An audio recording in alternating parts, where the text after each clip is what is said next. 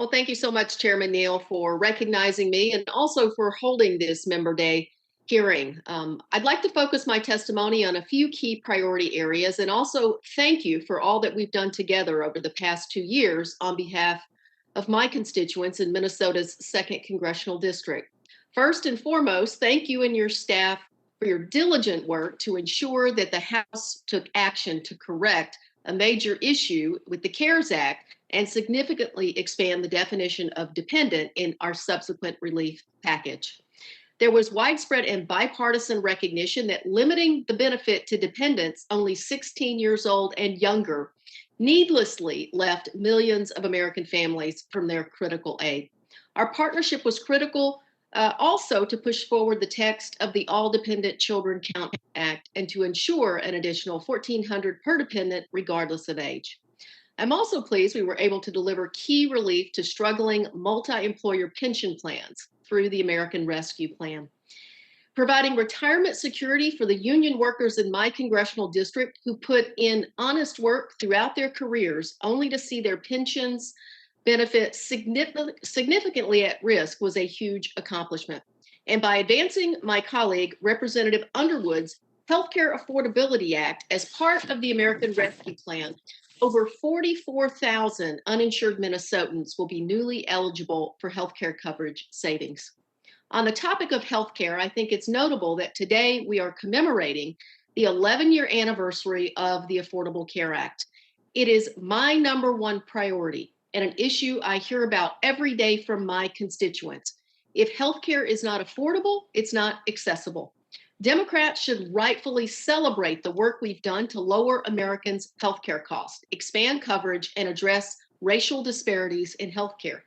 We've gained protections for 135 million Americans with pre-existing conditions, lowered drug costs for nearly 12 million seniors, and provided key support for rural hospitals through the Affordable Care Act. As a member of the Energy and Commerce Committee and Subcommittee on Health, I'm eager to partner with you to help move another legislative priority, similar to last Congress's H.R. 1425, the Patient Protection and Affordable Care Enhancement Act this year. Additionally, we need to continue our cross-committee work to fully support our family farmers. As a member of ENC with a strong ag district, I've been particularly focused on Minnesota's biofuel and biodiesel industries that are powered by the farmers in my congressional district. Today, Congress and the administration are looking to the tax code to help achieve ambitious climate goals, and rightfully so. In this effort, we should not phase out or disadvantage biodiesel, which is working today to reduce carbon emissions.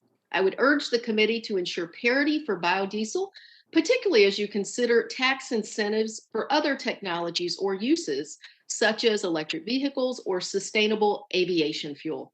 Biodiesel should receive equal treatment to ensure the ability to thrive, grow, and further decarbonize the hard-to-electrify segments of our transportation sector. I would also like to conclude by calling attention to two other key matters before the committee. The first is a renewed effort on the state and local tax deduction, the SALT deduction. I was pleased to support the effort last Congress to fix the harmful effects of the Republican tax law from 2017. This Congress, I backed the proposal from Ways and Means member, Mr. Suozzi, the SALT Deductibility Act, H.R. 613, which is bipartisan legislation to restore the full SALT deduction.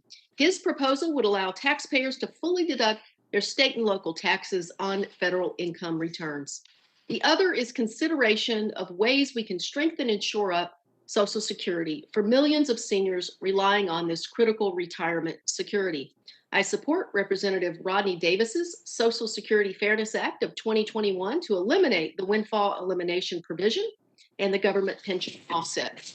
I understand you are working on your own proposal on the windfall elimination provision and hope that this matter will be advanced by the full committee this Congress.